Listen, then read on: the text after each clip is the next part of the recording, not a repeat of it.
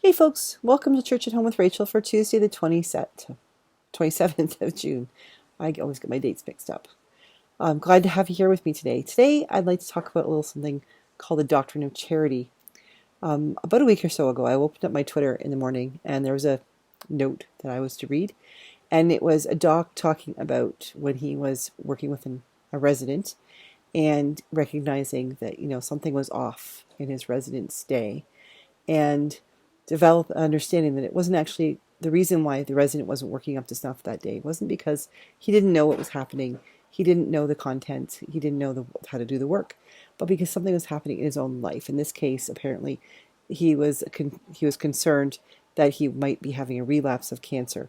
That's a considerable thing to think to bring with you to work. But anyway, the doctor that was posting this on Twitter was explaining something about the doctrine of charity.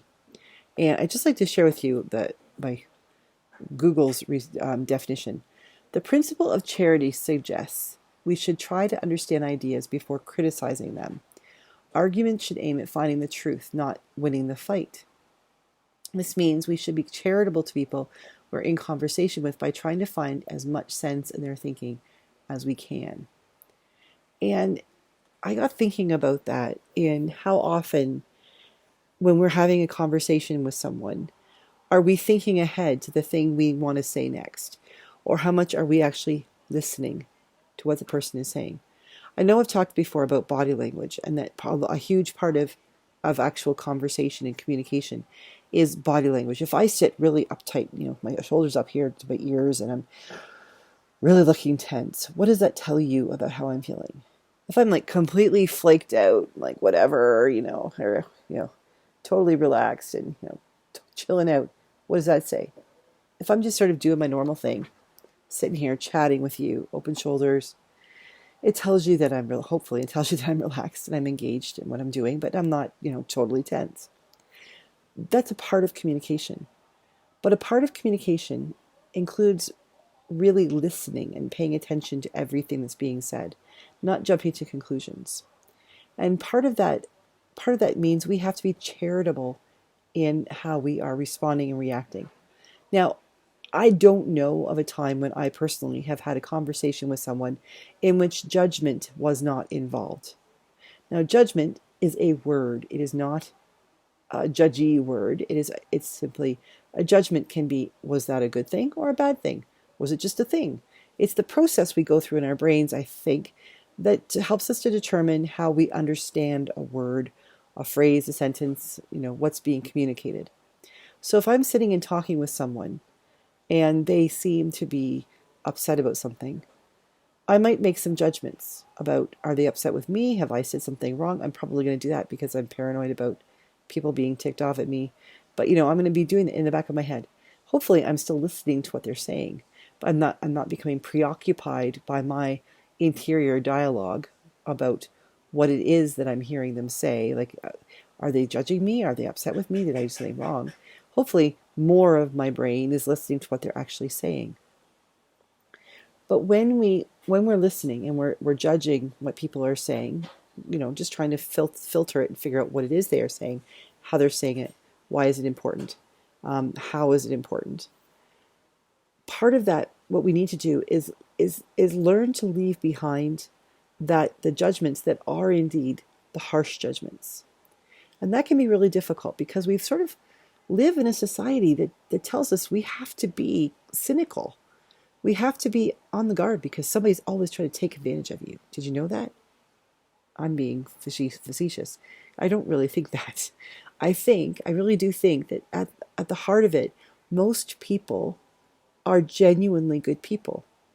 When I was a little kid, we lived in a 2-story house and our bedrooms were on the second floor.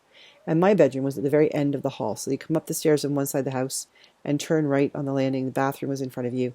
And then straight down the hall with my door opening to the hall, like straight in, was my bedroom. You can see my bed from there. And my parents' room and the spare room was on the right. My sister's was on the left. And I used to lay in bed and sometimes I'd hear a noise or something would scare me. And I would think to myself, if that's a monster or a bad guy coming into our house, I'm just going to be nice to it because they're probably lonely. They probably just don't have any friends, or they need something that we have that they don't have, and we should just give it to them. That's kind of the way I rationalized how I would deal with what I was scared of. Was that if I'm scared of something, there's probably no reason to be scared of it because whoever I'm scared of is probably just as scared as I am. So that's sort of how I grew up, and it's sort of how I still think.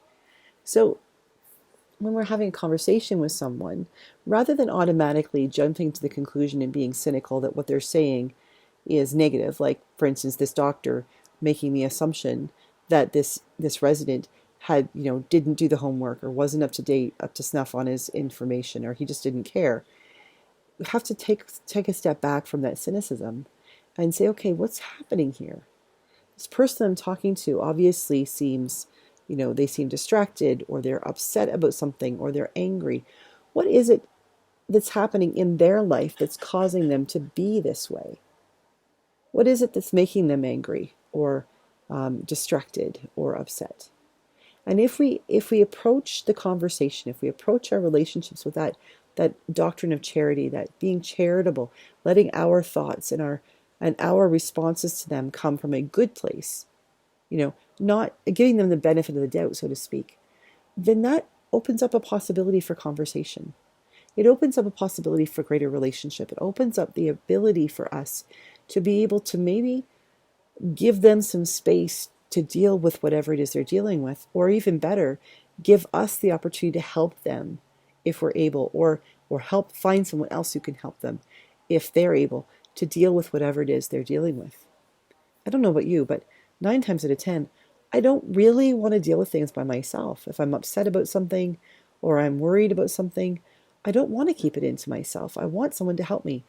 But what keeps me from asking someone to help me, or keeps me from telling someone else my story, what's happening in my life, what's a struggle for me, is my assumption, sort of the opposite of the doctrine of charity, my assumption that they are simply going to use that against me, or they're going to tell me that I'm being childish, or that I'm silly, or I'm stupid, or my concerns aren't worth being concerned about.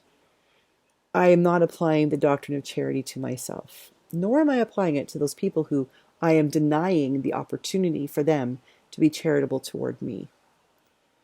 So as you're going about your day, and as you're thinking about people and having communications and conversations with people, think about that doctrine of charity. Think about what it might mean if we were to really open ourselves up and say, instead of assuming the worst about your situation or about you, I'm going to assume the best. Yeah, you know what? We might get hurt. We might get burned.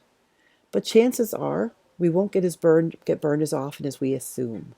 We might find that we actually help others and find ourselves pleasantly surprised. So maybe you could try the doctrine of charity today, or someone else might try it for you. Give it a try and tell me what you think. Have a great day, and God bless. I'll see you tomorrow for Church at Home with Rachael on Wednesday.